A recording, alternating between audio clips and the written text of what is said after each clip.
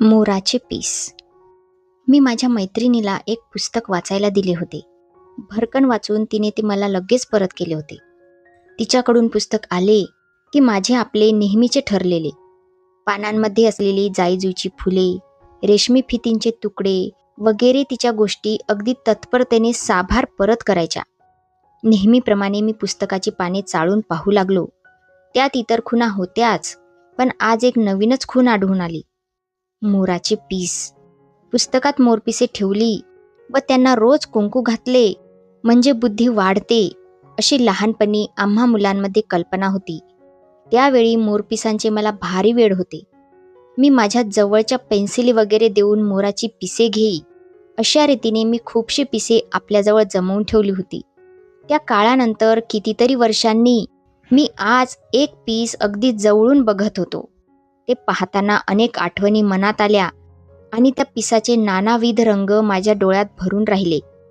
पिसावरील डोळ्यांच्या मध्यभागी असलेला निळा रंग, त्यानंतर भोवती असलेले हिरव्या रंगाचे वलय, पलीकडे असलेली राजवरखी छटा, नंतर पोपटी आणि नंतर काळसर जांभळा.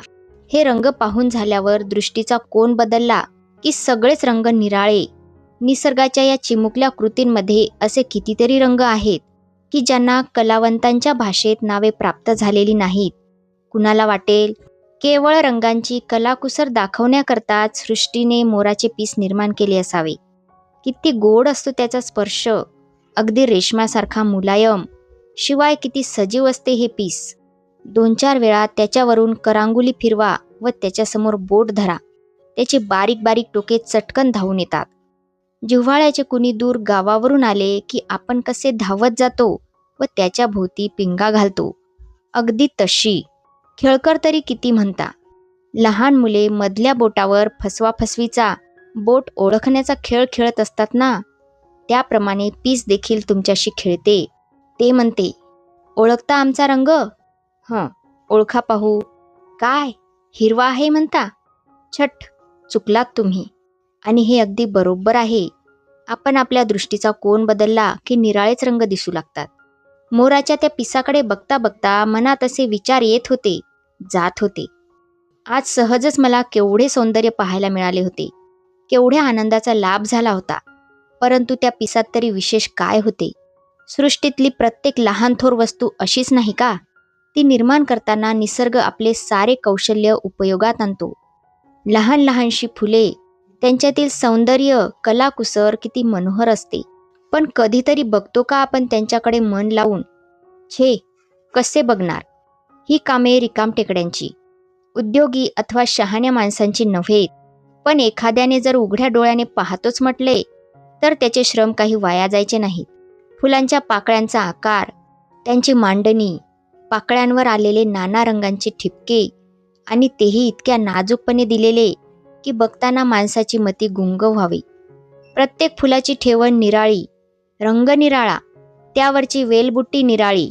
फुलेच काय, पण फुलपाखरे, वृक्षवेली, नद्या, पर्वत, उद्यास्त आणि स्त्री पुरुष यांच्या अंगी निसर्गाने तेच सौंदर्य, तीच गूढता आणि तीच वेधकता भरून ठेवली आहे. सौंदर्य अगदी उघड्यावर पडलेले आहे आणि माणसाला डोळे आहेत. एखाद्याला आपण म्हणतो, अरे उघड्या डोळ्यानं बघ बाबा. तो म्हणतो, मिटल्या डोळ्यांनी कसं बघायचं सांगा तरी. यात विनोदाचा थोडासा भाग असला तरी एक मात्र सत्य आहे. क्वचितच आपण उघड्या डोळ्यांनी सृष्टीकडे पाहतो. मोर पिसांचा पंखा कितीतरी लोक वापरत असतील. सुखाने, ऐटीने, थाटाने श्रीमंत लोक त्याचा वारा घेत असतील. पण पिसांचे सौंदर्य ते किती जणांनी अनुभवले असेल? माझीच गंमत बघा ना. मी पिसाशी खेळलो होतो, परंतु त्याच्या ठिकाणी असलेल्या सौंदर्याची जाणीव मला तरी कुठं झाली होती? माझी मैत्रीण पुस्तकात ही खूण विसरली नसती तर मला सुद्धा मोर पिसातील सौंदर्य पाहायला मिळाले नसते. अर्थात तिचे आभार मला मानायलाच हवेत. अशा प्रकारे हा पाठ इथेच संपला. भेटूया पुढच्या पाठामध्ये. तोपर्यंत धन्यवाद.